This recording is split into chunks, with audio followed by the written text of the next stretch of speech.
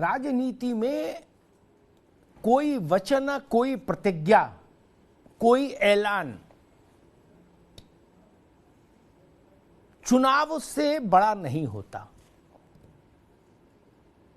कोई धारा हो, कोई विचारधारा हो, कोई सिद्धांत हो, कोई कुछ भी हो,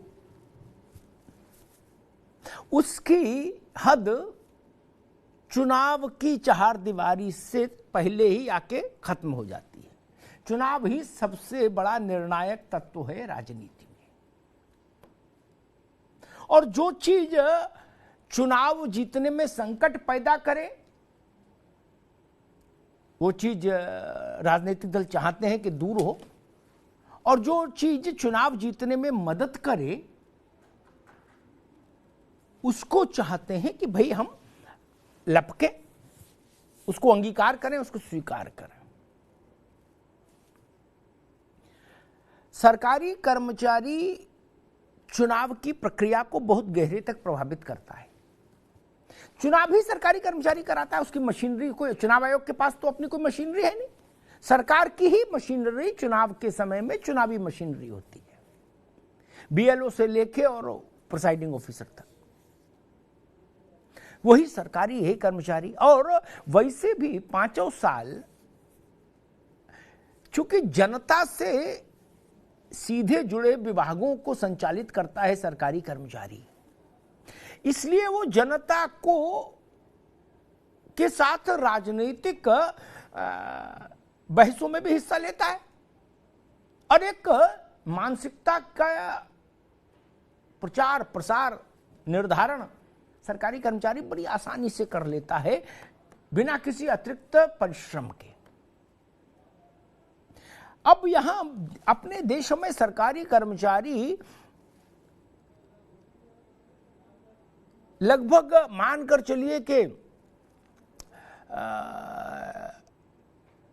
2 दशकों के आसपास समय लगभग होने जा रहा है, तब से आक्रोशित है कि भाई हमारी पुरानी पेंशन व्यवस्था क्यों बंद कर दी गई। जगह जगह आंदोलन, हर राज्य में आंदोलन, हर जिले में आंदोलन। अभी पुरानी पेंशन की मांग को लेकर उत्तर प्रदेश के 75 जिलों में एक ही दिन, मेरे ख्याल से शायद शनिवार का दिन था, अभी पिछले शनिवार, काली पट्टी बांध के प्रदर्शन था, तो कोई जिला नहीं छूटा, कोई सरकारी कार्यालय नहीं छूटा। पुरानी पेंशन चाहिए, नई पेंशन व्यवस्था हमें मंजूर नहीं। उसमें कई राज्यों ने कर्मचारियों के इस तेवर को समझा और वहां की सरकारों ने, खासतौर पर राजस्थान और छत्तीसगढ़ जैसी जो सरकारें हैं कांग्रेस की, उन्होंने पुरानी पेंशन व्यवस्था का ऐलान कर दिया कि वही लागू करेंगे, इसको नई वाली को विदा कर देंगे। पंजाब में भगवंत मान ने कर दिया ऐलान। ममता जी क्या पहले से ही चल रही पुरानी पेंशन, बंगाल कभी गया ही नहीं एनपीएस में। अब उसके बाद आया हिमाचल का चुनाव।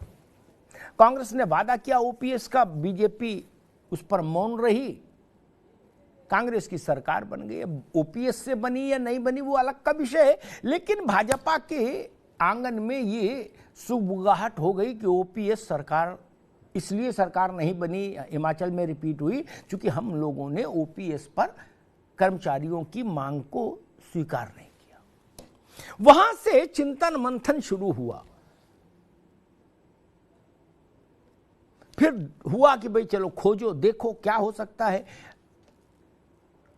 तो हुआ कि भाई बात भी रह जाए, नाक भी रह जाए और राजनीति में नुकसान भी ना हो, ऐसा कोई रास्ता निकल आए। तो अचानक से, चूंकि अभी 24 का चुनाव फाइनल इम्तिहान तो बाकी है और उससे पहले कुछ सेमीफाइनल है, कर्नाटक है, मध्य प्रदेश है, छत्तीसगढ़ है, राजस्थान है। तो केंद्र सरकार ने लोकसभा में ऐलान कर दिया कि एनपीएस में क्या सुधार होने चाहिए, उसको और कैसे कर्मचारियों के लिए सुरक्षित बनाया जाए, आकर्षक बनाया जाए, इन सब चीजों में माथापच्ची करने के लिए हम एक कमेटी बनाएंगे। और कल कमेटी की अधिसूचना जारी हो गई, कमेटी गठन की। केंद्रीय वित्त सचिव उसकी अध्यक्षता करेंगे कमेटी की। और कहा ही गया कि वो कमेटी कर्मचारियों के संगठनों से बात करेगी और ये समझने की कोशिश करेगी कि भाई क्या रास्ता निकल सकता है बीच का। सरल भाषा में कहूं, बीच का रास्ता खोजने के लिए कि एनपीएस भी रह जाए लेकिन इसका इंटीरियर डेकोरेशन बदल जाए, फिर शायद बात बन जाए। लेकिन लाख टक्के का सवाल ये कि क्या एनपीएस का इंटीरियर डेकोरेशन बदलने भर से, आंतरिक संरचना में कुछ फेरबदल करने भर से कर्मचारी संतुष्ट हो जाएंगे? और वो भी तब जब आधा दर्जन राज्यों में वो ओपीएस बहाली का ऐलान कराने में सफल रहे। क्या अब वो स्थिति है कि कर्मचारी मान जाए? बड़ा सवाल है। और अगर कर्मचारी नहीं माना तब फिर ये कमेटी करेगी क्या? कथा तो करेगी नहीं बैठकर, ना भजन करेगी और ना हवन करेगी। ये कमेटी तभी तक औचित्यपूर्ण है जब तक इसके प्रति कर्मचारियों का भरोसा हो। अगर कर्मचारी ही इसके प्रति आश्वस्त नहीं तो मुझे लगता है फिर इस कमेटी का कोई भविष्य नहीं होगा। ये मुझे समझ आता है। तो क्या है पेचीदगियां? कर्मचारी क्या चाहते हैं? सरकार बीच का रास्ता क्या लेकर आई है? क्या प्रपोजल है सरकार के पास? कमेटी क्या रास्ता निकालना चाहती है? इन सब विषयों पर हम आज चर्चा करेंगे। लेकिन इससे पहले हमारे साथियों ने जो एक रिपोर्ट तैयार की है उसको देखिए। क्योंकि देश के लाखों लाखों सरकारी कर्मचारियों, हमारे अर्धसैनिक बल के जवान, उन सबके जीवन से जुड़ा मसला है, उनके परिवारों के जीवन से जुड़ा मसला है। बहुत संवेदनशील विषय है। पहले ध्यान से इस रिपोर्ट को देखिए, उसके बाद फिर हम लोग बहस में चलेंगे। मेहमानों से आपका परिचय कराते हुए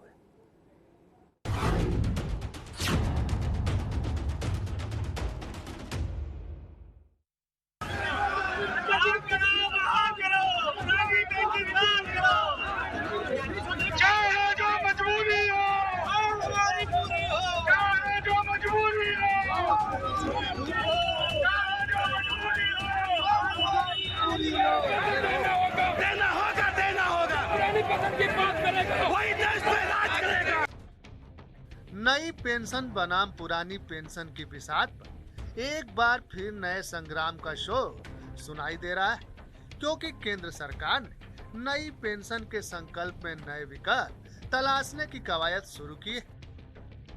दरअसल देश के कई राज्यों में नई और पुरानी पेंशन व्यवस्था को लेकर हो रही बहस के बीच सरकार ने नया कदम उठाया है। वित्त मंत्रालय ने इस पेंशन प्रणाली की समीक्षा करने के लिए बृहस्पतिवार को एक कमेटी का गठन किया है। वित्त सचिव की अगुवाई वाली ये कमेटी सरकार को नई पेंशन पर सुझाव देगी। ये कमेटी राजकोषीय नफा नुकसान, बजट पर प्रभाव, पेंशन लाभों में सुधार और संशोधन के साथ साथ कमेटी को ये बताएगी कि इसके मौजूदा ढांचे में बदलाव हो या ना हो। The national pension system for government employees needs to be improved. I propose to set up a committee under the finance secretary to look into this issue of pensions. इधर एक के बाद एक गैर बीजेपी शासित सूबों में हो रहे पुरानी पेंशन के प्रयोग ने बीजेपी शासित सूबों से लेकर केंद्र सरकार की पेशानी तक परेशानी के बढ़ डाल दिए। वही हिमाचल के बाद अब कर्नाटक चुनाव में भी पुरानी पेंशन बड़ा दांव हो सकता है। पुरानी पेंशन को लेकर कर्नाटक में प्रदर्शन का दौर भी शुरू हो चुका है। बीते 1 अप्रैल को भी तमाम सरकारी कर्मचारियों ने काली पट्टी बांधकर विरोध जताया था। हमारी लड़ाई पुरानी पेंशन बहाली के लिए है, न कि एनपीएस में सुधार के लिए है। और अभी केंद्र सरकार ने जो कमेटी बनाई है, कमेटियों के इतिहास भूगोल हम सबको पता है, उसका क्या परिणाम होता है। हमारी मांग पूरी शिद्दत के साथ है और हमारा आंदोलन भी आगे लगातार जारी रहेगा। कमेटियों के इतिहास भूगोल हमें पता है, चाहे प्रदेश की कमेटी हो चाहे देश की कमेटी हो, उलझाने का काम किया है या पेंडिंग में विषय को डालने का काम किया है। और हम भारत सरकार से मांग करते हैं कि इसे कमेटी में, इस महत्वपूर्ण मुद्दे को कमेटी में न उलझाए और पुरानी पेंशन लागू करें। अब नई पेंशन और पुरानी पेंशन को देखें तो पुरानी पेंशन में हर साल डीए जोड़ा जाता था, नई पेंशन में डीए नहीं जोड़ा जाता। ओपीएस में कर्मचारी का अंश सरकारी खजाने में जाता था, एनपीएस में पैसा शेयर मार्केट में लगाया जाता है। ओपीएस में रिटायर होने पर आखिरी सैलरी की आधी रकम मिलती थी, आजीवन हर महीने पेंशन के तौर पर मिलती थी। न्यू पेंशन योजना में हर महीने पेंशन नहीं मिलती। ओपीएस में मूल वेतन का 10% जीपीएफ कटता था।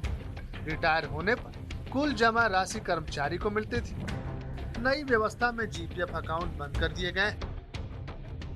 बहरहाल 2004 में केंद्र सरकार और 2005 में यूपी सरकार ने पुरानी पेंशन पर पर्दा डालकर नई पेंशन स्कीम का पदार्पण किया था। इधर राजस्थान, छत्तीसगढ़, झारखंड, पंजाब और हिमाचल प्रदेश की सरकारों ने पुरानी पेंशन योजना को बहाल करके बड़ा दांव चला है। अब केंद्र की माने तो पुरानी पेंशन लागू करने का नया चलन ठीक नहीं है। ऐसे में सवाल ये है कि जब कर्मचारी मांग रहे पुरानी पेंशन, तो नई पेंशन की समीक्षा और सुधार वाली कमेटी से बन पाएगी बात।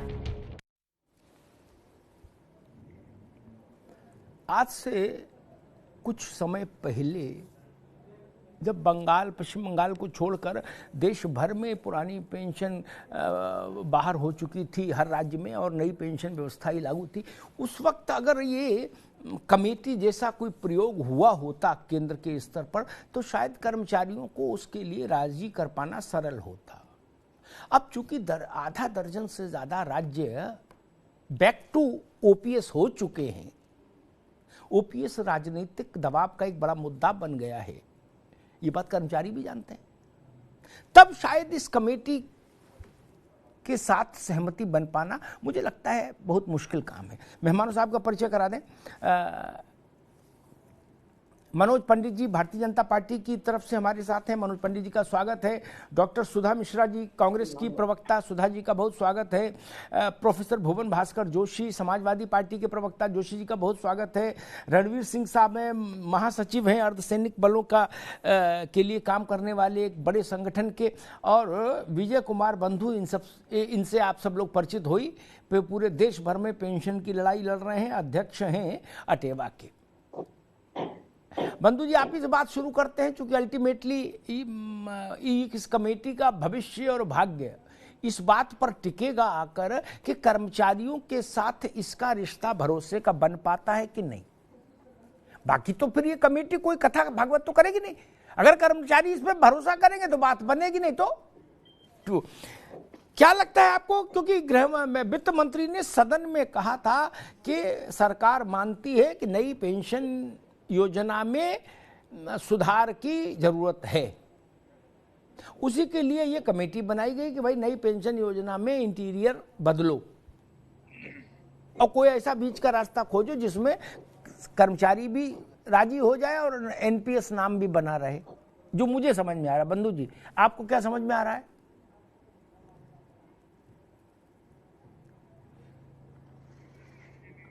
भाई आपका म्यूट है शायद, सिस्टम देखिए। जी सर जी जो कमेटी बनाई गई है, पहली बात तो सर जिनका विषय है, जिन लोगों का विषय है, उन्हें उनमें हमारी अपनी सोच है कि उनमें शामिल करना चाहिए। अगर बनाया उन्होंने तो, अगर उनका सोच अच्छी है तो। रही बात सर कमेटियों की, तो कमेटी उत्तर प्रदेश में बनी थी, अभी इसके पहले हिमाचल में बनी थी, अभी कर्नाटका में भी तमाम जगह कमेटियां बनी और कमेटियों का हम लोगों ने इतिहास भूगोल देखा है। तो मुझे नहीं लगता है, और जो सबसे बड़ा सवाल है कि ये क्या ओपीएस को वापस लाने के लिए कमेटी काम करेगी या एनपीएस में सुधार करेगी? नहीं, एनपीएस में सुधार के लिए काम करेगी। वही कह रहा था, वही एनपीएस में सुधार की बात अगर आती है तो एनपीएस के सुधार के लिए हमारा आंदोलन नहीं है। जो कन्याकुमारी से कश्मीर तक ये आंदोलन लाखों लोगों के द्वारा चलाया जा रहा है, वो एनपीएस में सुधार के लिए नहीं। और अब तो मुझे दुख होता है कि सुधार जैसी चीज को, ये काम तो 1 साल 2 साल 3 साल पहले जब चीजें थी तब समझ में आया। 19 साल बीत चुके हैं, उसके परिणाम सामने हैं, एनपीएस का रिजल्ट सामने आ गया है। मुझे नहीं कहने की जरूरत है कि एनपीएस क्या दे रहा है, 1200, 1800, 2600 रुपए दे रहा है। ऐसे दौर में आप एनपीएस में सुधार की बात करते हैं। दूसरी जो सबसे बड़ी और महत्वपूर्ण चीज है, मैं तो कह रहा हूं सर, जिनके एनपीएस के तहत 10% कट रहा है उससे भी कम एनपीएस में पेंशन आ रही है। मतलब 10% जितना पैसा हमारा कट रहा है उससे भी कम पेंशन आ रही है।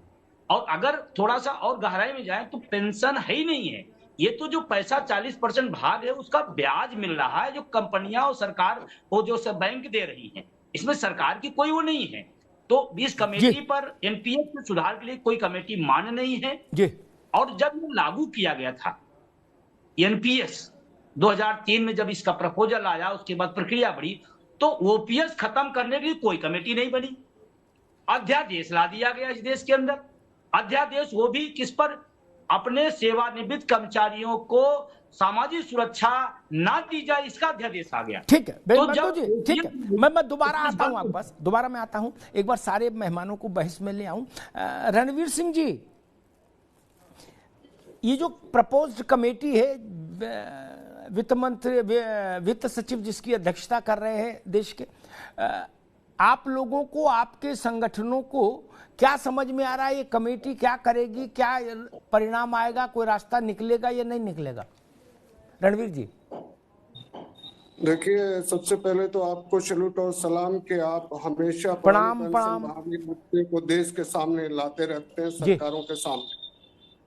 मान्यवर, मैं एक और बताना चाहूंगा कि 11 जनवरी को एक हिस्टोरिकल फैसला दिल्ली उच्च न्यायालय द्वारा दिया गया पुरानी पेंशन बहाली को लेकर, खासकर पैरामिलिट्री के जवानों के लिए। और ऑनरेबल हाई कोर्ट ने ये माना कि ये भी armoured forces of the union है, ये भी फर्स्ट लाइन ऑफ डिफेंस है, और इनको भी जो है, जो भारतीय सेना है या तीनों अंग हैं, उनके बराबर माना जाए और इनकी पेंशन तुरंत बहाल की जाए, जिसके लिए 8 सप्ताह का टाइम दिया। और देखिए, केंद्र सरकार इसके विरोध में ठीक होली से 2 दिन पहले यानी 6 मार्च को हाई कोर्ट गई और मांगा कि हमको 12 सप्ताह का समय चाहिए। 12 सप्ताह का समय अगर ओपीएस लागू करने के लिए मांगा होता तो बड़ी बात थी। अब तो हमें डर लगने लगा है कि बीच में कहीं सुप्रीम कोर्ट ना चली जाए और इस मामले को लंबा लटका दिया जाए। अब आते हैं आपके महत्वपूर्ण क्वेश्चन पर कि जो कमेटी बनी है, ठीक कहा कि जब ये ओपीएस लागू किया तब इस प्रकार की कोई कमेटी नहीं, तुरंत फुरत में जो अध्यादेश जैसा कि भाई साहब कह रहे हैं लागू कर दिया गया। सर, पूरे देश की सरहदों से लेकर, मैं अर्ध सैनिक हूं, पैरामिलिट्री के जवानों की बात करता हूं, पूरी चाक चौबंद चौकसी तो हम कर रहे हैं, सरहदों की रखवाली हम कर रहे हैं। आपके सीआईएसएफ के जवान जैसा आप बराबर बोलते हैं, हम कोरोना वॉरियर, पूरे देश को तो हर गली मोहल्ले चाक चौराहे में हम ही संभाले हुए, तो हमारा अधिकार बनता है। जवान खाएगा क्या पेंशन, बुढ़ापे की लाठी? अब तो ये हो गया। रणवीर जी, दोबारा आता हूं आपके पास, दोबारा मैं आता हूं। आपने अपनी बात बहुत अच्छे ढंग से रखी। मैं अब राजनीतिक मित्रों के पास चलूं, उससे पहले एक बात कहूं, मुझे याद आ गई। विजय बंधु ने कहा, रणवीर जी ने कहा कि कमेटी के मसले पर के टिप्पणी की, तो मुझे नितिन जी की बात याद आ गई, नितिन गडकरी जी की। नितिन गडकरी जी कहते हैं कि भैया, जिस मामले को लटकाना हो, अटकाना हो, कमेटी, जीओएम, स्टडी, सर्वे, इसमें फंसा दो, और जिसको करना हो बोले लाओ फाइल, दस्तखत किया, बात खत्म। क्या बात। नितिन गडकरी जी कहते मैं हमारे ऊपर मत नाराज होना भैया, राजनीतिक लोग हैं, उनका अनुभव है, वो आज के तो है नहीं। 90 के दशक में वो महाराष्ट्र में मंत्री थे पीडब्ल्यूडी के, तो उन्होंने ये देखा सरकारों का चाल चलन, तो वो इस निष्कर्ष पे पहुंचे, मनोज पंडित जी, कि जब लटकाना हो, भटकाना हो, अटकाना हो, तो बोलो जी कमेटी बना दी, और कमेटी वाले को इशारा कर दो कि बेटा धीरे धीरे चलना है, नहीं, और कमेटी आ जाए तो कमेटी का फिर स्टडी में लगा दो कि इसका और अध्ययन हो रहा है गहन, नहीं? मनोज जी। जी प्रणाम अमिताभ जी। प्रणाम भाई। देखो, ये सब चीजें क्या है, अब आप चूंकि आपको अनुभव इतना है, आप बहुत चीजें आपने बड़े करीब से देखी हैं कि किस काम को कैसे करने से होगा, पर लेकिन यहाँ सरकार की नीयत और नीति दोनों स्पष्ट है कि क्या राजस्व की हानि होगी या क्या राजस्व में हम लोग कर सकते हैं, उसके हिसाब से कमेटी जो है अपनी रिपोर्ट देगी। और सरकार ये चाहती है कि हम लोग पुरानी पेंशन नहीं बहाल कर सकते, तो जो नया पैरामीटर बनाया है उसमें ऐसे क्या संशोधन करें कि जो पैसा भी मिले और चीजें भी हों। आप देखिए पुरानी पेंशन सीधा सीधा राजस्व सरकार के खाते में जमा होती थी, और जो नया प्लान बनाया वो ये था कि इस पैसे को मार्केट में लगाया जाएगा और इस पैसे को बढ़ा के इसको जितना इसका यूटिलाइजेशन किया जाए तो उसका बेनिफिट उसी को दिया जाए पेंशन के रूप में। तो अभी थोड़ा सा कुछ खामियां रह गई हैं, उन खामियों को कैसे सरकार इस कमेटी के माध्यम से कैसे हम उसको सुधार सकते हैं, उसी पर विचार किया जा रहा है। और ये टाइम बाउंड प्रोग्राम रहेगा, इसको ज्यादा लंबा लेंदी खींचने का कोई ऐसी मंशा नहीं है सरकार की कि कोई बहुत लंबा खींच के इसको डाला जाए। इसको जल्दी से कमेटी की रिपोर्ट खत्म करें। ठीक बात भाई। देखो हम तो ज्यादा इतना जानते नहीं शेयर बाजार क्या है। 50,000 रुपया लगाए थे किसी के कहने पे शेयर में, क्या हर दिन मोबाइल लिए वो देखते रहते हमारे घर में सब लोग के वो बाजार नीचे हुआ कि ऊपर हुआ, पता लगता कभी 50 के 40-35 ही रह गए, तो उस दिन घर में खाना भी नहीं बनता दुख में। ऐसा धंधा क्यों करें ना जी। पोस्ट ऑफिस में भी डाल देते 50-50 तो रहते, न मिलता कुछ। चलो ये इतना बड़ा दिल नहीं भाई साहब, भारत गरीब देश है, इतना बड़ा आदमी थोड़े नहीं कि 50 के 35 स्वीकार कर ले। ये जो लोग कर सकते हैं उनके लिए अच्छा है, बाकी के लिए ठीक नहीं। और एक बात जो बीजेपी ने, सुधा जी आपके पास आ रहा हूं और जोशी जी के पास, मेरा अपना आकलन ये कहता है कि ये मसला कमेटी जीओएम डिस्कशन सेमिनार में नहीं जा सकता। उसका कारण है लगातार चुनाव है, राज्यों का भी दबाव है। भाई शिवराज सिंह से पूछिए तो वो कहेंगे अलग ले जाए, टीवी पे नहीं अलग ले जाके तो वो कहेंगे भाई ओपीएस लागू करो, मेरी जान से बवाल काटो कम से कम, मैं चुनाव तो ठीक से लड़ूं क्या। यही बात रमन सिंह कह रहे, यही बात वसुंधरा कह रही, टीवी पे नहीं, व्यक्तिगत पूछ लीजिए जाके। वो बवाल करा दिया विजय बंधु, चाहे या रैली कर देते हैं आके, है और हमारी जान सांसद में पड़ी है, लागू करो क्या जा रहा है। और वह भारत में जो राजनीति होती है, मेरी बात से सब मित्र सहमत होंगे, आप यहां नहीं बोलेंगे लेकिन वैसे सहमत होंगे। अर्थव्यवस्था, राजस्व, आर्थिक कॉन्सिक्वेंसेस, फाइनेंशियल कॉन्सिक्वेंसेस, ये सब चीजें कहने की होती हैं।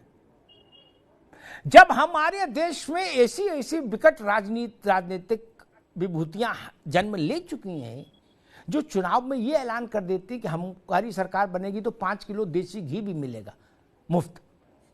उनके लिए ओपीएस क्या चीज है?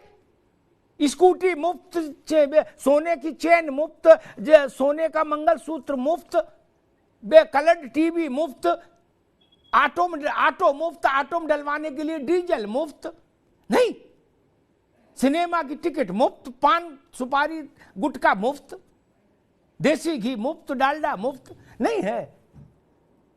सुधा मिश्रा जी, ये तो सभी आप लोग सभी करते हैं, सारे दल, ठीक।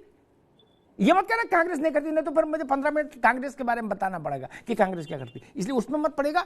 तो ओपीएस में इतना क्या खर्चा आ जाएगा? नहीं भाई, आप लोग इतने बहादुर राजनेता हो तो आपके साहस को, आप पूरे देश में सब कुछ फ्री कर देते हो चुनाव के मंच पे जब जाते हो।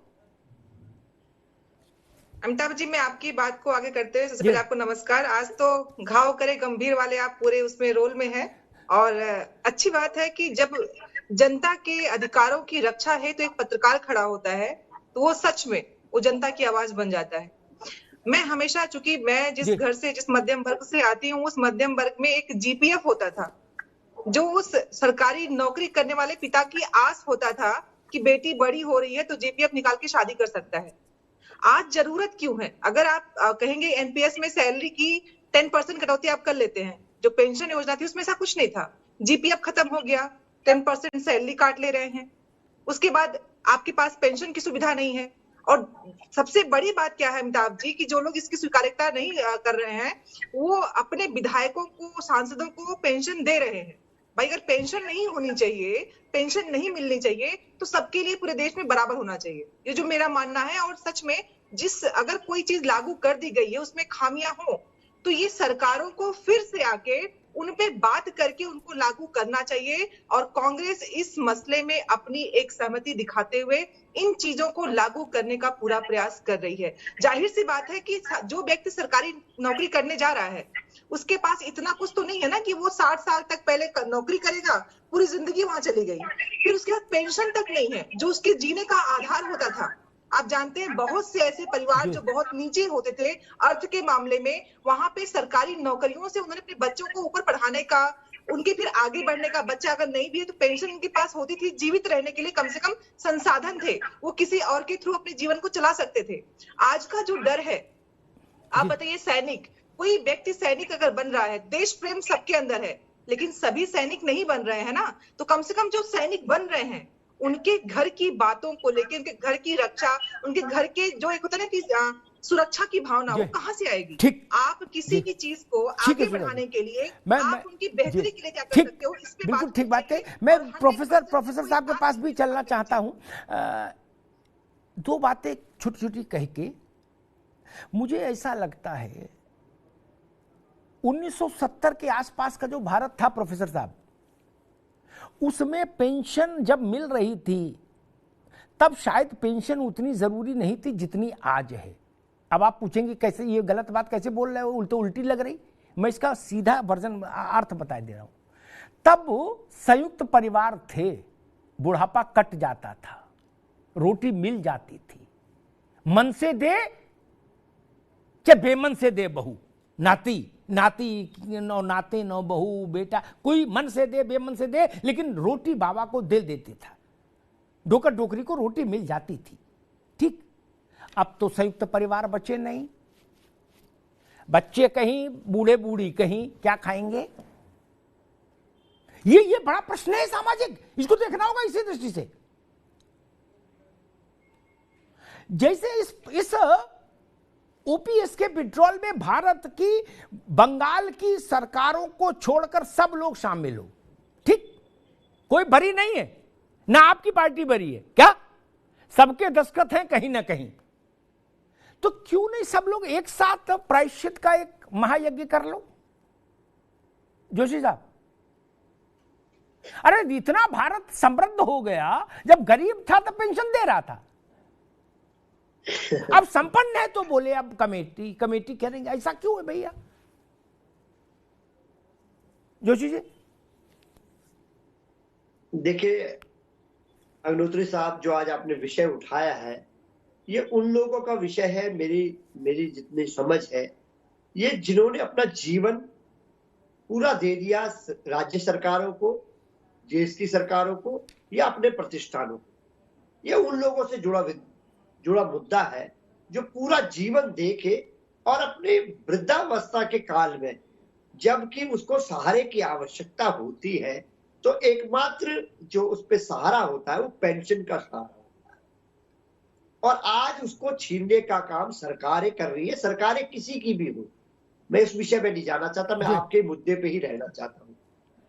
आज सबसे बड़ी बात जो मुझे पूरी डिबेट में समझ में आई आपके चैनल के माध्यम से, जो आज सरकार ने कहा है कि एनपीएस पर कमेटी बनेगी और फिर रिपोर्ट देने का काम करेगी, जिस कमेटी पर जो हमारे जितने दो साथी यहाँ पर दिखाई पड़ रहे हैं, जो कि राजनीतिक ना होकर केवल कर्मचारियों की लड़ाई को लड़ने का काम कर रहे हैं, आदरणीय विजय जी, आदरणीय रणवीर जी, तो इनकी तो मांग ही नहीं है कि एनपीएस को, तो ये मानते ही नहीं है। इन्होंने कहा कि ये कोई, इस पे तो लड़ाई है ही नहीं, ये लड़ाई लड़ रहे ओपीएस की, और सरकार कमेटी बनाने का काम कर रही है एनपीएस की। पहले तो मुझे इस कमेटी की औचित्य पर ही वो लग रहा है, प्रश्न चिन्ह लगाई दे रहा है।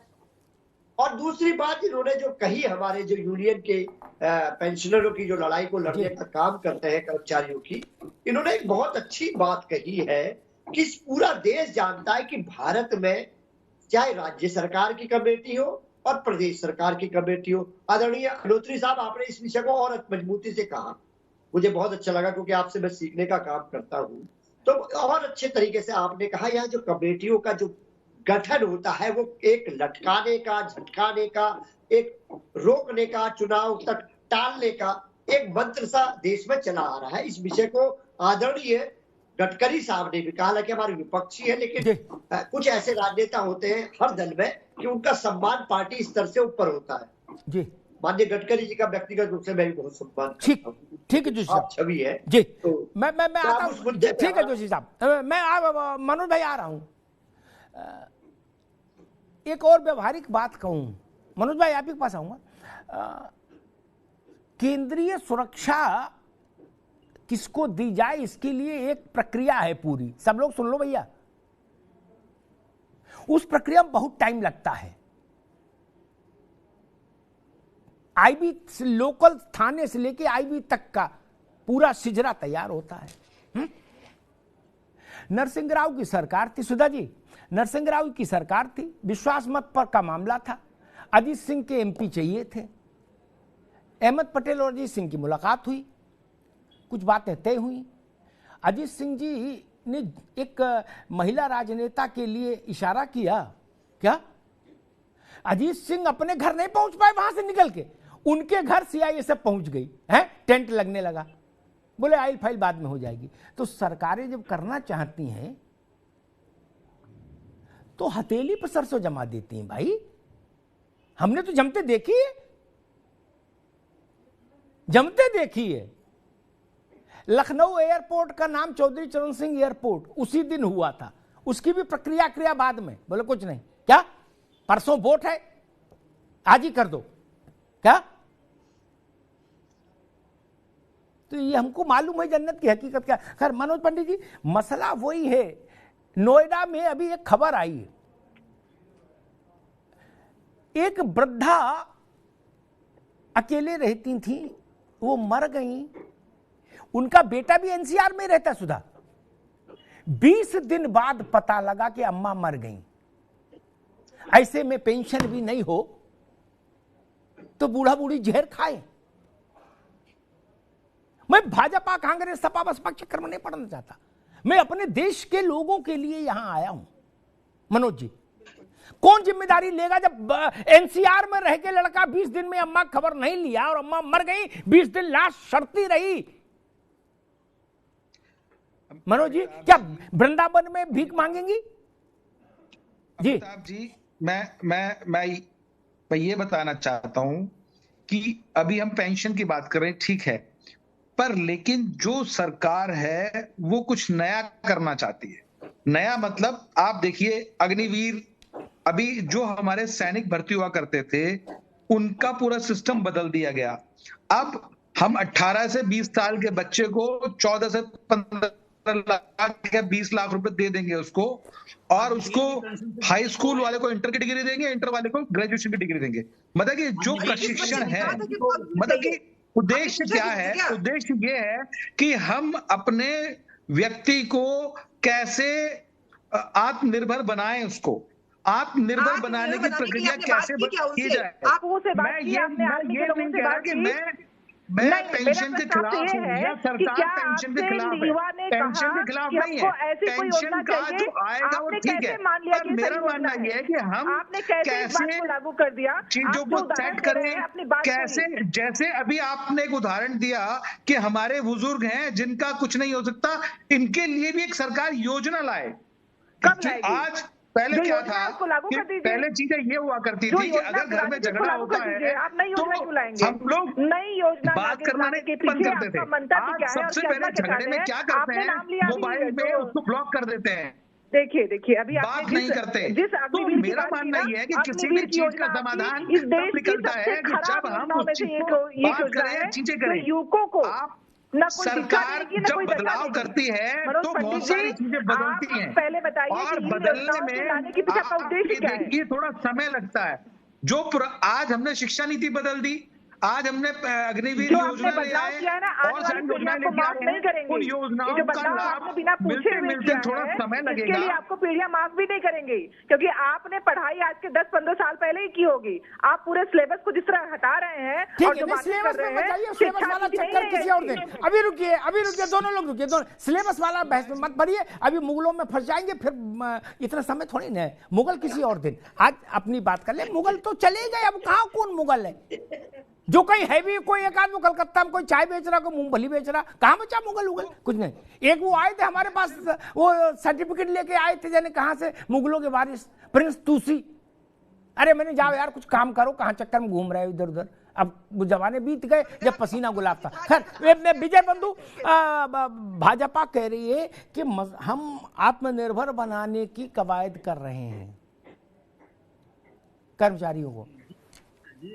मैं सबसे पहले हमारे विद्वान साथी मनोज जी अभी एक बात बोले कि जो कमेटी बनाई गई, पहली बात तो वो कमेटी एनपीएस में सुधार की है, जिसको स्वीकार नहीं है। लेकिन इनकी बात को भी मान लेते हैं कि कमेटी बहुत जल्दी लटकाने के लिए नहीं बल्कि जल्दी निर्णय देगी। तो मैं थोड़ा याद दिलाना चाहता हूं, 23 अक्टूबर 2018 को उत्तर प्रदेश सरकार ने एक कमेटी बनाई इसी विषय को लेकर के। 23 अक्टूबर 18, 19, 20, 21, 22, 5 साल से ज्यादा टाइम हो गया। क्या बता पाएंगे कि उसने क्या किया, कितनी बैठकें हुई, उस पर क्या निर्णय आया, क्या उसका रिजल्ट निकला, क्या निचोड़ आया, क्या सुधार किया गया? 23 अक्टूबर 18 की। और अभी जहां कर्नाटक की बात मैं करूं, कर्नाटक में 1/3/2023 को भी वहां एक कमेटी बना दी गई और उसी के जस्ट बाद चुनाव घोषित हो गया। उस कमेटी ने कितनी बैठकें की, कितना रिपोर्ट लाई, क्या हुआ, ये इस तरह की गलत फहमियों की चीज। देखिए, पढ़े लिखों का ये आंदोलन है, पढ़े लिखों का हक है, वो सब चीजों को समझते, एक एक बात को तोलते हैं। अभी आपने अग्निवीर की बात कर दिया, मैं कह रहा हूं अग्निवीर को पेंशन व्यवस्था से वंचित करने के लिए ये नया अग्निवीर व्यवस्था जो लाई गई है, सेना को भी पेंशन से वंचित करने का ये तरीका है और इसीलिए अग्निवीर लाई गई। आत्मनिर्भर तब होगा जब हम रिटायर होंगे, हमारा अर्धसैनिक बल रिटायर होगा और पेंशन पर अपना जीवन यापन चला पाएगा, वो आत्मनिर्भर होगा। जैसे आपने अभी नोएडा की बात की, वो आत्मनिर्भर नहीं है। आत्मनिर्भरता तो आप खत्म कर रहे हैं, सवाल ये है। दूसरा, अगर आत्मनिर्भरता आप बात करते हैं तो ये कर्मचारियों पर ही क्यों होती है? आप सब तो लोक सेवक हो, आप सब तो नौकरी नहीं करते हो, फिर किसी भी संस्था में नौकरी करेंगे तो आप तो कर्मचारी होंगे ना। आप किसी भी संस्था में नौकरी करेंगे, कर्मचारी तो होंगे आप। ऐसा तो है नहीं कि संस्था के मालिक हो जाएंगे। पर मैं सिर्फ ये बताना चाहता हूं आपको कि हम अभी, आप किसी भी हिंदुस्तान की बात नहीं, अगर हम और आसपास के 30 से 35 देशों को देखें जहां पे मैंडेटरी है कि आप अपने बच्चे को 10th करने के बाद आप आर्मी का प्रशिक्षण दिलाएंगे उसको, और आपको मना नहीं कर सकते, आपको जाना ही पड़ेगा। तो हम भी ये चाहते हैं कि जो बच्चा 5 साल बाद अग्निवीर से बच के बाहर वापस आएगा तो उसको समाज में नौकरी मिलेगी, उसको उतना पैसा मिलेगा। आप ये 22 साल की उम्र में कोई आदमी 20 लाख इकट्ठा कर सकता है क्या? या आप ये बताइए कि जब तक तो उसको समझ नहीं आता नौकरी में करूंगा कहां, तब तक उसको डिग्री मिल जाती है उसका। सुन लीजिए, एनपीएस में भी यही बताया गया था कि लाखों रुपए मिलेंगे, करोड़ों रुपए मिलेंगे और सैकड़ों भी नहीं मिल रहे हैं। एनपीएस में भी यही बताया गया था। आज आपको मैं उदाहरण दूं, एक नहीं 10 दे सकता हूं, 100 दे सकता हूं।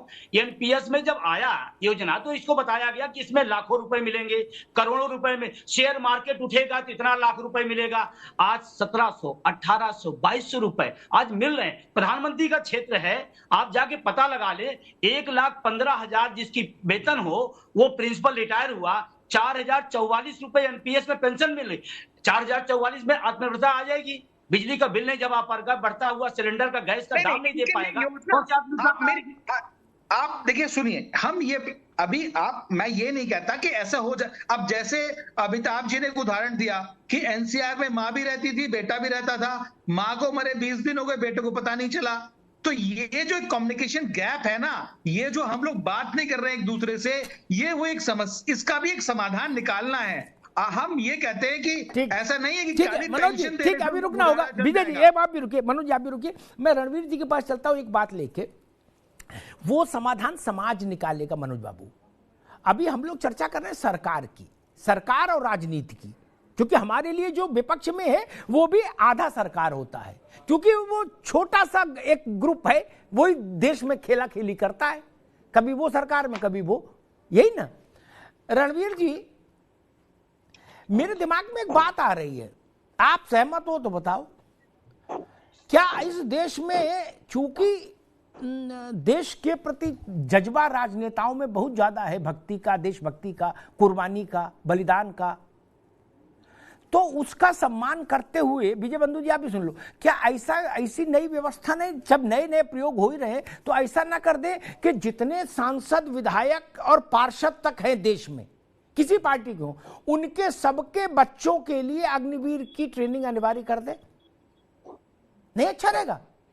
जितने सांसद, विधायक, पार्षद, मंत्री, मुख्यमंत्री जो भी है किसी पार्टी को हो, जबरिया उसके लड़के को ले जाओ, अग्निवीर में दाखिल कराओ, ताकि 5 साल बाद 20 लाख लेके लौटे, भारत को आत्मनिर्भर बनाने में मजबूती दे। क्या कहते हैं रणवीर जी? बिल्कुल बिल्कुल बिल्कुल, ये बहुत अच्छी बात है कि भाई अब तो ये होना चाहिए कि जो संसद, विधानसभाओं के जो भी चुनाव लड़े तो उसमें पहली शर्त जैसे विदेशों में है कि भाई जो है सेना में ट्रेनिंग करना यूरोपियन देशों में अनिवार्य है, इस्राइल वगैरह में है, लंदन ना, में आप मेरी बात सुनो रणवीर जी, ना हम नेता के लिए अनिवार्य नहीं कर रहे, उसके घुटने तोड़ दो आप, ना उस चक्कर में नहीं कर रहे। मैं सुनो, हम कह रहे हमारी फार्म, एक मिनट भाई, हमारे फॉर्म में ये लिखा जाएगा कि मेरा लड़का रामलाल फला तारीख से अग्निवीर हो गया, तो फार्म ओके है, चुनाव लड़ सकते हो, अदरवाइज नहीं लड़ सकते। ये कह रहा हूं, सरल बात करो। ये बिल्कुल होना चाहिए, ताकि बहुत जरूरी है, तब इनको पता लगेगा। लेकिन इनको माननीय बीजेपी नेता को बता दें कि जितने अग्निवीर अभी भर्ती किए हैं उनकी शादी के लाले पड़ गए हैं। वो पहले लड़के वाले के पास जाते हैं कि भाई लड़के वाले वो अग्निवीर है या पहले वाला वीर है, बोला अग्निवीर, तो बोला 4 साल के बाद ये आएगा और 10-12 लाख रुपए उड़ा देगा और शादी के लाले पड़ गए। खैर, मैं अभी दूसरे तरफ जाना चाहता हूँ मान्यवर, मैं आपके माध्यम से याद दिलाना चाहूंगा कि कल ही 6 अप्रैल को सीआरपीएफ के 76 जवानों ने चिंतलनार चिंतगुफा में शहादत दी थी। वो 6 अप्रैल 2010 देश के लिए सरकार बताए उनकी पेंशन, जिन्होंने सुप्रीम शहादत दी। आने वाला 9 अप्रैल सीआरपीएफ का शौर्य दिवस, जब गुजरात में जो है 1965 में पाकिस्तानी ब्रिगेड का 9 अप्रैल 1965 को मुंह मोड़ दिया था सीआरपी की मात्र 2 कंपनियों ने, जिसमें 6 जवान हमारे शहीद। हमारे जो है संसद को हमने बचाया था। अब माननीय सांसद मलाई खा रहे हैं, पुरानी पेंशन ले रहे हैं, और जो चौकीदार सड़क पे खड़ा जिसके बीच में माननीय प्रधानमंत्री दिवाली मनाते हैं और 1 रैंक 1 पेंशन का ढिढोरा पीटते हैं, जबकि आपको मालूम होना चाहिए देशवासियों को कि अर्धसैनिक बलों की तो पेंशन ही नहीं है। ठीक बात जी। ठप्पा लगा दिया हाई कोर्ट ने। अब चाहिए समय रहते संभले सरकार, वरना जो है खासकर कर्नाटक का, मध्य प्रदेश और जितने भी स्टेट है उसमें जहां हमारी ज्यादा शक्ति है, हम वो किसी को देंगे जो पुरानी पेंशन बहाल करे और ऑनरेबल हाई कोर्ट का जो है लागू करे। जोशी साहब, 2 बातें हैं। एक तो ये, इस बात से सहमत हो आप कि भाई जो भी, क्योंकि नेताओं के हृदय में मैं देश के प्रति इतना गंभीर जज्बा देख रहा हूं कि वो ओवरफ्लो हो रहा है, जज्बा संभाले नहीं संभल रहा, देशभक्ति की जज्बा नेताओं में बहुत ज्यादा देशभक्ति आ गई, मतलब भगत सिंह, चंद्रशेखर आजाद सब फेल हो रहे हैं। तो क्या ऐसा नहीं करते उस ओवरफ्लो होते जज्बे को कंट्रोल करने के लिए कि ये नियम बना दे कि पार्षदी से लेके और लोकसभा, राज्यसभा तक का चुनाव तब लड़ पाओगे जब बेटे को, बेटी को अग्निवीर बनाओगे? बताओ भैया, समाजवादी पार्टी सहमत है? देखिए अग्निहोत्री साहब, मैं व्यक्तिगत रूप से तो इससे सहमत हूँ। तो पार्टी को तय करना है, पार्टी का भाई, पार्टी तो हमारे माननीय अध्यक्ष जी तय करेंगे, लेकिन व्यक्तिगत रूप से ये अच्छा विचार है। अरे आप तो मांग करो भाई, आप सबके हृदय में मैं देख रहा हूँ वो दाएं बाएं बह रहा है देशभक्ति का जल, जो तूफान, उसको समेटना भी है मुझे। इतनी ज्यादा देशभक्ति आ गई नेताओं में कि मुझे बड़ा उनके प्रति वो है, सम्मान का भाव जागृत हो रहा है जी। आज जो आपने जो विषय कहा है, जो कि आज मैं आपको बताना चाहता हूँ, जो भारतीय जनता पार्टी है वो लगातार उनके छोटे से बड़े नेता कहते हैं आज हम विश्व की 4थी या 6ठी अर्थव्यवस्था बन गए। आप के मुद्दे पर आ रहा हूँ वाजपेयी जी, मैं भटकने वाला व्यक्ति जी। 4थी या 6ठी हम आज अर्थव्यवस्था है देश की। तो देश जानना चाहता है, जब हम इतनी बड़ी महान व्यवस्था नहीं थे, जैसे भारतीय जनता पार्टी के छोटे छुटभैया नेता से और देश के प्रधानमंत्री तक सब आगे उसमें, वो कहते हैं कि आज देश चौथी व्यवस्था है विश्व की, छठी व्यवस्था है विश्व की। तो आज आप पेंशन हटाने का काम कर रहे हैं, और जब देश कोई व्यवस्था में नहीं था, गरीबी रेखा से नीचे था, और तब ये पेंशन मिलने का काम कर रहे थे। आज मेरे भारतीय जनता पार्टी के जो मेरे मित्र हैं, आप प्रोफेसर साहब, आप सुनिए प्रोफेसर साहब, मैं आपका बड़ा, आप बड़े ज्ञानी पुरुष हैं। प्रोफेसर साहब सुनिए तो सही, आप बड़े ज्ञानी पुरुष हैं। आप सुनिए, अगर सरकार, अगर प्रैक्टिकल, अगर आप क्लास में बच्चे को पढ़ा रहे होते हैं और अगर पुरानी परिपाटी बदलेंगे आप, अगर नया को प्रयोग करेंगे तो वो सही भी हो सकता है, गलत भी हो सकता है। मेरा मानना ये है कि अगर देश में परिवर्तन आ रहा है तो आपको समझना पड़ेगा, आपको सहयोग करना पड़ेगा उसमें, कि इस परिवर्तन में ऐसा नहीं है कि अच्छा हो गया तो बहुत, तब भी करना है, खराब हो गया तब भी करना है। तो थोड़ा सा जो है, आप अगर जो प्रयोग किया जाता है तो ठीक, एक मिनट मित्र, दोनों लोग रुकिए, ठीक, आगे बात आगे। मैं कुछ अनूठे विषयों पर चर्चा करता हूं, बाकी तो सब है ही, रिलीज है प्रेस की, उसका क्या करना। विजय बंधु जी, एक मसला और खड़ा होता है, वो मसला ये कि भाई वो लोग चाहे राज्य हो चाहे केंद्र हो, एक रिपोर्ट आई थी एक उसमें वेबसाइट में, मैं उसके विस्तार में नहीं जाऊंगा क्योंकि सभी लोग ठीक नहीं, अधिकांश राजनेताओं की संतानें विदेश में शिक्षा पा रही हैं क्या, और विजय बंधु और रणवीर सिंह के लड़के को पकड़ के भर्ती किए दे रहे हो अग्निवीर में, बोले तुम्हें अग्निवीर बनना है? जोशी जी का लड़का, मनोज पंडित का लड़का, सुधा मिश्रा का लड़का पढ़ाएगा हॉलैंड, पोलैंड, इंग्लैंड में है, और बाकी सब, अरे भाई आपसे आपका नाम वापस ले लिया, शकुंतला बोल दिया, मेरे ऊपर दया करो प्रभु, है ना। आप तो नाम शकुंतला रामलाल श्यामलाल कर दिया, हटाओ, सब नेताओं का नाम बदल दिया, ये नेता है मान लीजिए उदाहरण के तौर पर, आपके लड़के पढ़ेंगे अमेरिका, ऑस्ट्रेलिया, जापान, जर्मनी है, और विजय बंधु घर से पकड़ के ले जाओ, बोले अग्निवीर बनाएंगे, ये कैसे चाहिए, क्या मसला है भैया? देखिए सर, ये बहुत गंभीर सवाल है। गरीब किसान का, मजदूर का बेटा अग्निवीर बनेगा, देश का नेता, बीसीसीआई का सचिव बनेगा उसका बेटा, तो ये सवाल तो उठेगा ही उठेगा, निश्चित रूप से उठेगा। और दूसरा जो सवाल अभी जो गंभीरता से अभी मनोज भाई हमारी बात को अच्छी बात बोले कि ये प्रयोग है। 2003 में जब माननीय अटल बिहारी वाजपेयी जी योजना को लेकर एनपीएस को लाए थे, तो ये प्रयोग नेताओं पर क्यों नहीं किया उन्होंने? नेता तो सक्षम भी होता है। आज अधिकांश सांसद करोड़पति, अरबपति हैं, उन पर प्रयोग क्यों नहीं हो रहा है?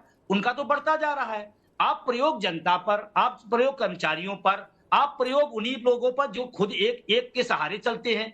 नेताओं के तो बहुत सारे संसाधन होते हैं, उन पर आप प्रयोग क्यों नहीं कर रहे हैं? और फिर आपने भी कहा एक प्रयोग कर रहा हूं, एक प्रयोग आप एक भी कर लीजिए, जैसे सर ने अभी बताया, मेडिकल का छात्र होता है जो एमबीबीएस करने जाता है ना, तो उसको प्रयोग करने के लिए जिंदा आदमी नहीं देते, उसको प्रयोग करने के लिए वो देते हैं कि जहां पर वो चीजों को बनाए। सारा कुछ गरीब तबका किसान पर प्रयोग हो रहा, नेताओं पर प्रयोग करके दिखाइए, आप एक प्रयोग नेताओं पर दिखाइए। हम कैसे अपने हमारी पार्टी कैसे व्यवस्था बंद कर, इसके लिए क्या परिपाटी बननी चाहिए, क्या कनेक्टिविटी होनी चाहिए? आप ये देखिए कि इसमें हमारा दम निकल गया, हम मर गए।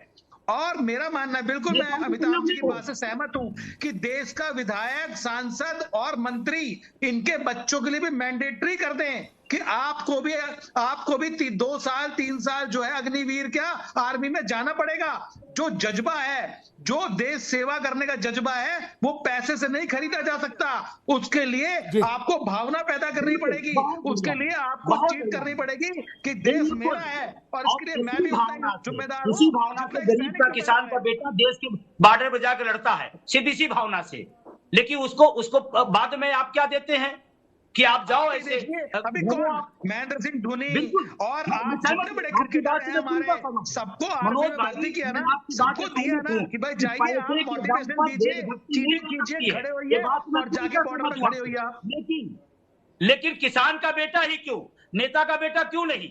हम ये सवाल तो मैं कह रहा हूं, आपकी बात से सहमत हूं मैं। ठीक है, एक मिनट भाई बंधु जी, मनोज जी, सुधा मिश्रा जी, मुझसे एक सज्जन ने कहा कि अमिताभ जी, आप सरकारी कर्मचारियों के चक्कर में कहाँ पड़े रहते हो हैं? मैंने भाई क्यों, क्या हो गया? बोले ये सब खाए कमाए रहते हैं, जो एक सामान्य भाषा होती है। मैंने कहा मैं इस बात का प्रतिवाद करने की बजाय इससे बड़ा प्रश्न रख देता हूं बाबू। बोले बताइए। मैंने कहा सरकारी कर्मचारी खाए कमाए होते हैं, खाए अघाए होते हैं नहीं होते हैं, इस पे तो विवाद है, पक्ष विपक्ष में देश बंट जाएगा। लेकिन किसी चौराहे पे जाके पूछो नेता खाए अघाए हैं कि नहीं, सब 100 लोग खड़े होंगे, 100 कहेंगे हैं, क्या एक भी नहीं कहेगा नहीं है।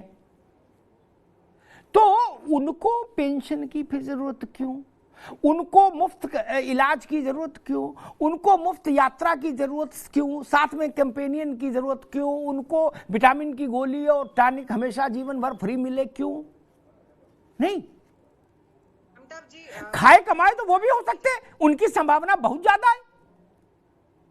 क्योंकि जो एक बार विधानसभा, लोकसभा या नगर निगम भी देख आया है, उसके कुर्ते से कलप नहीं गया भगवान का नाम लेके, फिर भले दोबारा जीता हो ना जीता हो। सुधा जी। जी अमिताभ जी, मैंने बात की शुरुआत ही इसी से की थी कि अगर हम पुरानी पेंशन योजना के लागू होने की बात कर रहे हैं और अपने राज्यों में कर भी रहे हैं, तो मेरा स्टार्टिंग यही था, मैंने यही कहा था कि अगर जो सांसद विधायक या कोई और है जो राजनीतिक चीजों से जुड़े हुए हैं, अगर उनको पेंशन मिल रही है तो बाकी औरों को क्यों नहीं। मैंने शुरुआत भी यहीं से की थी। आप जानते हैं केंद्रीय गृह मंत्रालय के आंकड़ों ने दिया था कि 2021 वर्ष में जवानों की आत्महत्या का जो संख्या है वो बढ़ रही है, प्लस नौकरी छोड़ने का सिलसिला बहुत ज्यादा हो रहा है, बीआरएस लेने वालों का सिलसिला ज्यादा हो रहा है। मैं जब आप बोल रहे थे कि हर परिवार से एक जो इनका जो क्रांतिवीर और कौन से लेके आए हैं, मैं तो चाहती हूँ कि सिर्फ यही नहीं, मैं चाहती हूँ कि ये भी कहीं ना कहीं जरूरी हो कि हर नेता, ये मेरा अपना व्यक्तिगत है सलाह, और मैं चाहती हूँ ऐसा इस देश में कि जितने भी नेता या राजनीतिक लोग जुड़े हुए हों उनके बच्चे यही पढ़े भारत में, और भारत में सरकारी जो सीबीएसई बोर्ड हमारा सब कुछ तो जुड़ा हुआ है ना, यही के स्कूलों में पढ़े। ये भी बहुत जरूरी होना चाहिए इस देश में, क्योंकि अगर देश के विकास की हम बात कर रहे हैं तो ये अब हमें करना पड़ेगा। नहीं हुआ इसकी बात नहीं करनी है, लेकिन जो हो सकता है उसे करना चाहिए। और दूसरी बात, एक बात और बोल लीजिएगा, अभी मनोज पंडित जी बड़ी बड़ी बातें कर रहे थे कि शिक्षक है, पढ़ाते होंगे, ये करते होंगे। बच्चे स्कूल में सीखने आते हैं, सरकार सीखने के लिए नहीं है, सरकार नियंत्रित करके जनता की सुविधाओं और कर्तव्यों की प्रतिपूर्ति के लिए है। आप वहां नहीं बैठे हुए अनुसंधान संस्थानशाला में क्या प्रयोग करेंगे, अच्छा हो रहा है कि नहीं, सही हो रहा है कि नहीं। आपके पास इतना समय है कि जो भी आप सुविधाएं और योजनाएं लेके आ रहे हैं पहले टेस्ट कर लीजिए, तब लागू करिए। आप नहीं बोलते स्कूल में गए हैं टेस्ट कर रहे हैं तब लागू करेंगे, ये आपके लिए मौका नहीं होता है। ठीक है जोशी जी, राजनीतिक लोग अगर अपने आचरण से कोई प्रतिमान नहीं बनाएंगे, देश के सामने कोई मिसाल नहीं रखेंगे, तो उनकी किसी भी वचन में, उनके किसी भी वक्तव्य में, उनके किसी भी निर्णय में प्राण प्रतिष्ठा तो नहीं हो सकती। क्यों? क्योंकि जनता जान रही कि भाई जोशी जी हमको भाषण दे रहे हैं और खुद देखो नींबू काट कलप का कुर्ता पहने लंबी गाड़ी से आए हैं क्या, और मॉन्ट ब्लैंक का पेन लगाए हैं 40,000 का, 2 लाख की घड़ी पहने, 1 लाख का चश्मा है, और कह रहे गरीबों एक हो जाओ। तो आदमी हंसता है ना, इसलिए तो नेता की बात नहीं मानता आजकल। वो कहते जाओ यार अपने घर जाओ। नहीं, या तो उसको 1000 रुपया आलू और पूरी और आम का अचार और बाकी और व्यवस्थाएं और बस दो, तो वो रैली में आता है, वरना आता किसी की रैली में नहीं। सच्चाई यही है। जोशी जी। देखिए अमिताभ जी, सार्वजनिक जीवन में जो लोग हैं, चाहे वो हमारे पक्ष के लोग हो चाहे विपक्ष के लोग हैं, ये बहुत सारी बातें जो आप बता रहे हैं ये इम्प्लीमेंट करने का काम होना चाहिए, मेरी निजी राय ये। और इसके साथ साथ मैं आपको बताना चाहता हूं, जो आज की जो बहस का जो प्रारूप है, ये लड़ाई उन लोगों की है जिन्होंने जीवन समर्पित कर दिया है देश के लिए, प्रदेश के लिए और अपनी संस्था के लिए। तो निश्चित तौर पे इनके साथ जस्टिस होना चाहिए। ये इनके साथ अगर जस्टिस नहीं होता तो इनकी भी जो भावनाएं आहत नहीं होती, देश की भावनाएं आहत होती है। इसलिए जो हमारे भाई विजय जी और आदरणीय रणवीर जी जो लड़ाई को लड़ रहे हैं, इसको हम लोगों ने पॉलिटिकल चश्मे से ना देखकर केवल एक बात से देखना चाहिए, ये लड़ाई उन लोगों की है जिन्होंने पूरा जीवन समर्पित किया अपनी संस्था की। तो अगर हम इस बात को लेकर चलेंगे तो निश्चित तौर पर हम लोग इनकी न्याय के साथ खड़े हो पाएंगे और इन लोगों की लड़ाई में सही ठीक बात है। मनोज बाबू, एक चूंकि आप सरकार में, इसलिए सब राजनीतिक बिरादरी की तरफ से आपसे पूछ ले रहे हैं, क्योंकि राज्यों में अलग अलग पार्टियां भी सरकार में है, सरकार में बहुत सारे दल है, इसलिए सबके लिए एक सवाल पूछ लेते हैं। जब तक हम ओपीएस नहीं दे पाते, मान लीजिए, क्या तब तक के लिए क्या ये नैतिक नहीं होता कि हमारे देश का, राज्यों का जो शासक है, राजनीतिक वर्ग है, ठीक, उत्तर प्रदेश में योगी जी, बंगाल में ममता जी, राजस्थान में गहलोत जी, देश में मोदी जी, ऐसे सारे नाम ले लीजिए, तमिलनाडु में स्टालिन जी, सब लोग ये खड़े होकर अपनी अपनी विधानसभा और लोकसभा में प्रस्ताव पारित कराते कि हम लोग स्वेच्छा से पेंशन छोड़ रहे हैं क्योंकि हमें ये लगता है ये अनैतिक है। तब लगता है सारे तर्क ठीक है कि भाई अगर हम, एक मिनट बाबू, एक मिनट, अगर पिता ने ये कहा घर में कि भाई अब देसी घी में पूरी नहीं बनेगी, इस वक्त तंगी चल रही है, ठीक, और शाम को खाने बैठा तो कहा हमारे लिए 4 देसी घी की निकाल दो, बाकी फिर तुम लोग मिट्टी के तेल में बना लेना, तो कैसे चलेगा? उसको भी छोड़ना होगा ना देसी घी। अभी आप देखिए कि कोविड में सबकी विधायक निधि, सांसद निधि और जो तनख्वाह मिलती थी उसको भी काट लिया गया, वो भी कम 30%, 70% काट के 30% दी गई।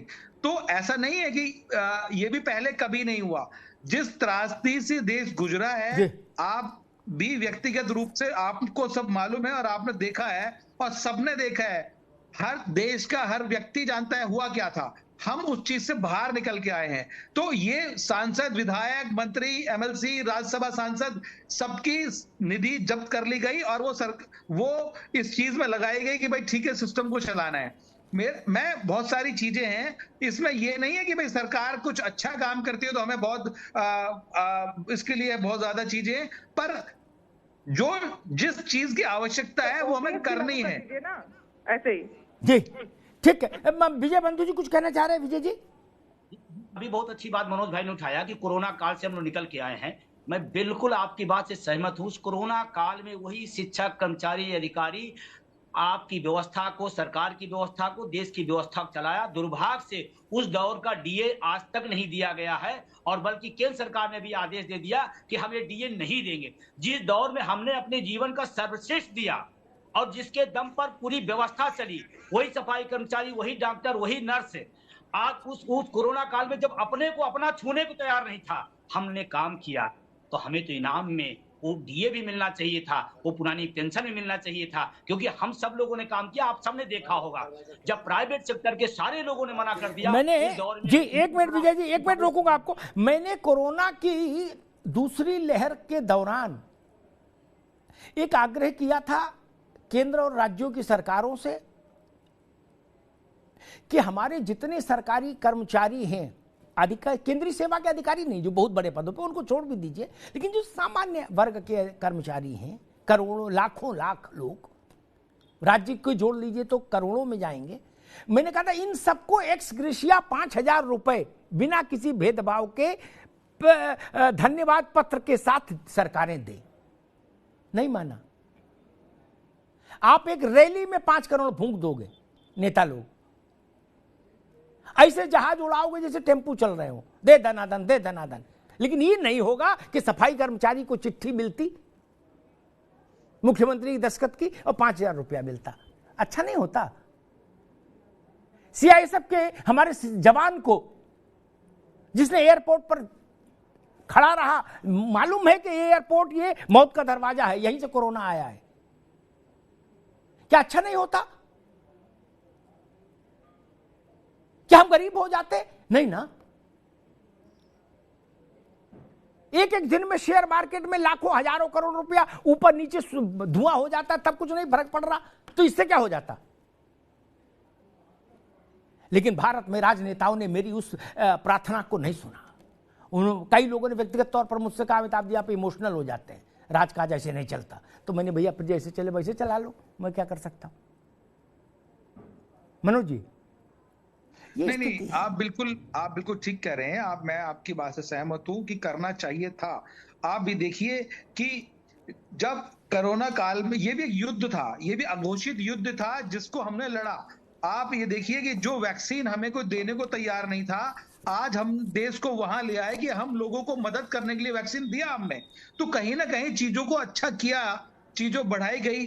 अब सबसे पहले होता क्या है कि आप या हम या परिवार में कहते हैं यार ये तो अपना है, इसे बाद में भुगतेंगे, पहले बाहर वाला है, इसको निपटा लो। तो ये कुछ ऐसी चीजें हैं कि जो परिवर्तन लाने की बात हो रही है। मैं ये नहीं कहता पेंशन के खिलाफ नहीं है कि पेंशन मिलनी चाहिए नहीं मिलनी चाहिए, मैं एक व्यवहारिक बात कह रहा हूं। जो इमोशनल वाली बात आप कह रहे हैं कि हम सब इमोशनल हैं और इमोशनल की वजह से ही चीजें चलती हैं, क्योंकि दिमाग से तो एक समाजवादी पार्टी के बहुत बड़े नेता थे, वो कहते थे कि राजनीति तो दिल से होती है, दिमाग से तो सिर्फ खुरापात होता है। तो बिल्कुल ठीक बात है कि अगर देश को चलाना है, चीजें करनी है तो दिल से ही चलेगी, वो दिमाग से नहीं चलेगी। मनु जी ठीक है। तो जी 1 घंटे बहस चली, सच्चाई मालूम क्या है, कष्ट कहां है जनता को। सरकारी कर्मचारी, आज उनका विषय इसलिए उनको उल्लेख कर रहा हूं। मैंने एक बात और कही थी, जब पूरा कोरोना में लॉकडाउन था, ऐसे मंच से कही थी कि सरकार, राजनेता, सुधा जी, सारे राजनेता जिनके पास फौज फाटा सरकारी है, वो फौज फाटा छोड़ दें लॉकडाउन तक के लिए, क्योंकि वो तो घर से निकल ही नहीं रहे, वो तो कमरे से बाहर नहीं निकल रहा है, गार्डन में भी नहीं आ रहे। सरकार पर लोड कम हो जाता फाइनेंशियल, किसी ने नहीं छोड़ा। बोला ना ये 200 सिपाही मेरे बंगले के बाहर पड़े रहने चाहिए, हम निकले ना निकले मेरी मर्जी। इसलिए आप पर सवाल उठता है, नेताओं पर इसलिए सवाल उठता है। आपने एक परिभाषा दी अर्धसैनिक बलों के लिए कि हम इनको भारतीय सेना जैसा नहीं मानते, ये भारतीय सेना के सैनिक जैसे नहीं है, इसलिए इनको पेंशन नहीं दे सकते, पेंशन केवल सेना के लिए है। हाई कोर्ट ने कहा कि नहीं, उसने आपके कारण बता दिए। उसने कहा ये भी भारत गणराज्य के सशस्त्र प्रहरी हैं, इक्विवेलेंट टू इंडियन आर्मी, बोले इनको पुरानी पेंशन दो। अब उसके खिलाफ आगे जाने की क्या जरूरत थी? आगे जाने की क्या जरूरत थी? और एक बात मैं कई बार कह चुका, लेकिन बार बार मेरे मन में आती है। मैंने कारगिल के युद्ध को बहुत नजदीक से देखा। ये बात सब पर लागू है, अर्धसैनिक बलों पर भी। कारगिल का था विचार आया इसलिए दिमाग में, इसलिए बोल दिया। जितने सैनिक शहीद होकर आए उसमें 99% गांव गरीब और किसान के बच्चे थे। और यही बात पैरामिलिट्री फोर्सेस में, सुंदरनगर, जीके और जोरबाग में रहने वालों के बच्चे नहीं हैं इसमें। और नेताओं के तो बहुत ही रेयर कोई गलती से फंस गया हो तो फंस गया हो। नेता ऐसे लफड़े में कभी नहीं पड़ता, जोखिम वाले ना। तब तो सोचना चाहिए। सोचिए उस परिवार का जो जिसका एक्सपोजर भी नहीं है अपने गांव से बाहर, न पत्नी का, न बच्चे हैं, छोटे छोटे वृद्ध माता पिता हैं, बेटा शहीद हो गया, क्या करे? हमारी कोई जिम्मेदारी नहीं बनती क्या? इस बात के लिए खतों की दावत करनी पड़ती कि शहीद माने, बोले नहीं मानेंगे अभी। क्यों भाई, क्यों नहीं मान लेते शहीद?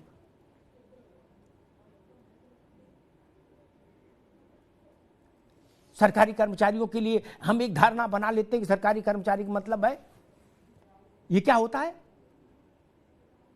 हम निजी क्षेत्र के भी समर्थक हैं, प्रशंसक भी हैं, ठीक है, लेकिन मैंने देखा कोरोना की उस त्रासदी में ये सरकारी क्षेत्र नहीं होता तो ईश्वर ही मालिक था देश का।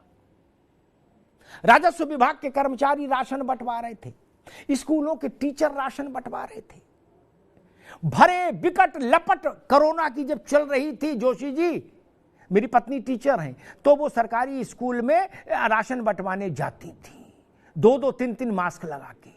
क्या डर लगता था कि कुछ हो जाएगा तो कौन जिम्मेदारी लेगा। इन जाती थी, नेता नहीं निकलता था ना, गार्डन में भी पानी लगाना बंद कर दिया तुम्हारे डर के, कहीं ऐसा ना हो पेड़ पौधों से कोरोना आ जाए। क्या अब बातें बड़ी बड़ी, तो उस टीचर के लिए क्यों नहीं हमको कुछ करना चाहिए। सरकारी अस्पतालों में कोरोना वार्ड्स में जो लोग वहां सफाई कर्मचारी थे, नर्सें थी, पैरामेडिकल स्टाफ था, इवन डॉक्टर्स थे गवर्नमेंट अस्पतालों के, वो एक हाथ में दवा और एक हाथ में मृत्यु का वारंट लिए घूम रहे थे कि नहीं घूम रहे थे।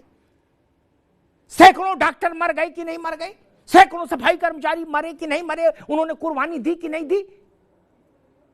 और मान लीजिए वो भी छुट्टी लेके घर बैठ जाते तो क्या करते फिर आप? क्या आप लोग कोरोना का इलाज करते? आप तो खुद ही डरे हुए थे, आप क्या करते इलाज? आप तो निकल ही नहीं रहे थे। एयरपोर्ट पर कोई आ जा नहीं रहा था, एक कुत्ता भी नहीं जा रहा था उधर, लेकिन रणवीर जी के संस्थान के लोग वहां तैनात थे, उनकी ड्यूटी लगी थी सीआईएसएफ की, बोले दाएं मोड़ दाएं मोड़, बाएं मोड़ बाएं मोड़, क्या 24 घंटे। क्यों भाई? आपने तो पार्लियामेंट विधानसभा सब छोड़ दी थी, बोले कहीं जाने नहीं, ये क्षेत्र कुछ नहीं, निकलना नहीं है क्या। और टेलीफोन भी बंद कर दिया कि भाई ज्यादा बात करो जनता मदद मांगेगी। कहां किसकी मदद करें डर के मारे। उस स्थिति से देश बाहर निकला, तो ये जो सामूहिक प्रयास था देश का, और उसमें जिस वर्ग की सबसे ज्यादा भूमिका थी, उसको कुछ सम्मान मिलना चाहिए कि नहीं मिलना चाहिए, कृतज्ञता का ज्ञापन होना चाहिए कि नहीं होना चाहिए। एक राष्ट्र के तौर पर हम कृतज्ञ हैं, ऐसे लोगों के लिए ये भाव क्यों नहीं जाए। इतनी मेहनत क्यों करनी पड़े कर्मचारियों को कि जहां चुनाव हरा दे वहीं मुद्दा बने। ये सारी तेजी हिमाचल के बाद ही क्यों आई? अब मुंबई भी बोले, राजस्थान भेजे हैं अधिकारियों को कि स्टडी टूर पे जाओ, जरा ओपीएस का समझ के आओ क्या मॉडल है। तीसरी बात जो मैं कहना चाहता हूं इस मंच से, जिन राज्यों ने ओपीएस लागू किया वापस, केंद्र सरकार के लिए कह रहा हूं, वहां यह तर्क क्यों दिया जा रहा है कि जो पैसा एनपीएस में जमा है वो नहीं देंगे। ये कैसा हो रहा है? ये फेडरल स्ट्रक्चर के भावना के खिलाफ है बात। इसका मतलब आप ये बताना चाह रहे हो कि दम है तो लागू करके देख लो। कोई कुश्ती हो रही है, कोई दंगल है क्या राज्यों के भी साथ? नहीं ना। मैं देख रहा था राजस्थान की समस्या, छत्तीसगढ़ की समस्या, हेमंत सोरेन के यहां झारखंड में समस्या, मान के यहां समस्या। क्यों? क्योंकि वित्त मंत्रालय ने कह दिया ठेंगा अब नहीं देंगे, ले कर लो बात, जो जमा है वो नहीं देंगे। अच्छा जी, अरे मैं कहता हूं आप उन कर्मचारियों के खाते में वापस भेज दो जो जमा है, वो तो लीगल वारिस है ना अपने पैसे के, राज्य को मत दो। उनके तो नंबर है ना आपके पास, खाता नंबर, वहीं डायरेक्ट ट्रांसफर कर दो, फिर राज्य और वो बैठ के बात कर लेंगे। लेकिन ये कौन सी बात होती कि अब तक जो जमा हो गया वो नहीं देंगे। ये रास्ता ठीक नहीं, ये रास्ता ठीक नहीं, टकराव की ओर ले जाएगा। भारत समृद्ध है, भारत विकास कर रहा है, भारत की छलांग लंबी है। ये सब चीजें तब प्रमाणित होंगी जब हम अपने देश के कर्मचारियों, लोगों के लिए सामाजिक कल्याण की योजनाएं पहले से और बेहतर ढंग से लागू करेंगे। अन्यथा इन बातों को जमीन पर कौन मानेगा? सोचिए, प्राइमरी स्कूल का एक टीचर रिटायर होता है, पुलिस का एक सिपाही रिटायर होता है, सीआईएसएफ का एक जवान रिटायर होता है, उसके पास क्या संसाधन है बताइए? पूरी जिंदगी ट्रांसफर में यत्र तत्र सर्वत्र घूमता रहा, क्या है उसके पास? खेती बची नहीं देश में, जोत बची नहीं, क्या करेगा आदमी, कहां जाएगा? न्यूक्लियर फैमिली हो गई, संयुक्त तो परिवार भी नहीं कि चलो रोटी की समस्या। मैं फिर कहता हूं, जब रोटी की समस्या के कारण आपको अपने आत्मसम्मान से समझौता करने के लिए विवश होना पड़ता है, वो क्षण जीवन में सबसे कष्टकारी होता है। इसलिए बुजुर्ग के हाथ में पेंशन होनी चाहिए, बाकी सब तर्क छोड़ दीजिए। जवान की तनख्वाह 2 रुपया कम हो मैं मंजूर कर लूंगा अगर आप ये प्रस्ताव लाओ कि रिटायरमेंट के बाद पेंशन मिलेगी, लेकिन रिटायरमेंट के बाद पेंशन जरूरी है। बड़े बूढ़ों को 2 रोटी सुबह और 2 रोटी शाम को खाने के लिए जब अपना सम्मान गिरवी रखना पड़ता है अपने ही परिवार के सामने, वो क्षण ऐसा होता है कि वो सोचते हैं कि अगर पेट नहीं होता तो ऐसा कभी नहीं करता, और कुछ सोचते हैं कि धरती फटे और हम इसमें समा जाएं। बूढ़े बाप का चश्मा नहीं बन सकता, अम्मा की दवा नहीं आ सकती, ऐसी परिस्थितियां हैं मित्र। और वो नेता भी नहीं है कि चलो टेलीफोन से किसी का काम करा दिया, वो दे गया गिफ्ट, उनको तो कुछ नहीं ना। सरकारी अस्पताल में कंपाउंडर रिटायर हो गया, उसको कौन क्या देगा बताइए? उसके घर तो कोई एक गुलाब का फूल भी लेके नहीं आ रहा। इसलिए मैं ये बात लेके आया।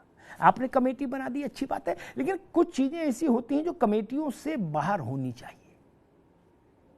राष्ट्रीय सहमति के आधार पर यह होना चाहिए। मुझे नहीं लगता कि कोई राजनीतिक पार्टी, चाहे वो राज्य की हो चाहे केंद्र की हो, इसके विरुद्ध होगी, और हो भी अगर मन में तो बोल पाएगी। तो जब एक सामान्य मोटे तौर पर सहमति दिख रही है तो उसी की ओर बढ़ा जाता ज्यादा बेहतर है। लेकिन चलिए, आपने कमेटी बना दी, देश को प्रतीक्षा रहेगी कि ये कमेटी क्या प्रस्ताव लेकर आती है। एक मॉडल आंध्र प्रदेश में जगन रेड्डी के आपके यहां का भी है, लेकिन हां, इस कमेटी पर एक प्रश्न रख के मैं बात समाप्त कर दूंगा। जिन लोगों के लिए ये कमेटी बनाई है उनके प्रतिनिधिमंडल को भी इसमें शामिल किया जाना चाहिए था। केवल बाबुओं के लूडो खेलने की जगह नहीं होनी चाहिए ऐसी कमेटी। उसमें रणवीर सिंह होने चाहिए थे, उसमें विजय बंधु होने चाहिए थे। इन्हीं के लिए ना कमेटी है। वित्त सचिव और गृह और व्यय सचिव तो रोज ही मिलते हैं नॉर्थ ब्लॉक में, वो काय की कमेटी है? जो पक्षकार है उसको भी बुलाइए, उसकी भी सुनिए, रास्ता वहां से निकलेगा। धन्यवाद।